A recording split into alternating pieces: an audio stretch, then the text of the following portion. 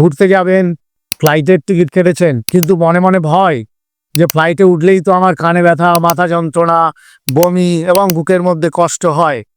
না, আর হবে না। আমার কাছে আছে সমাধান। আমি ডক্টর চিন্ময় রায় আপনাদের জন্য নিয়ে এসেছি একটি পার্মানেন্ট সলিউশন।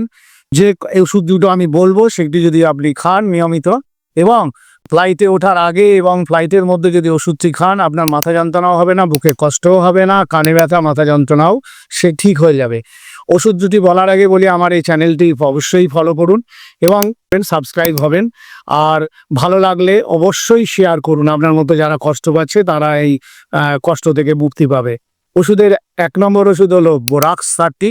এটি ফ্লাইটে ওঠার আধ ঘন্টা আগে একবার দুবার খেয়ে নেবেন এবং ফ্লাইটের মধ্যেও একবার দুবার পারলে খেয়ে নেবেন। তাহলে আপনার কষ্টটি কম হবে। যদি গা পাকানো, মাথা ঘোরানো হয়, বমি বমি লাগে, তাহলে কোকুলাস ইন্ডিকাও তাই ১৫ মিনিট বাদে বাদে খাবেন। আর একটি ওষুধ হচ্ছে, যদি মাথা যন্ত্রণা স্টার্ট হয়ে যায় হঠাৎ, তাহলে বেলেরোনা 30 খাবেন ঘন ঘন 10 থেকে 15 মিনিট অন্তর।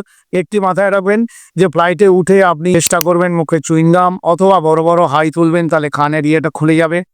আর ঘুমিয়ে পড়তে পারলে তো আরও ভালো। ধন্যবাদ।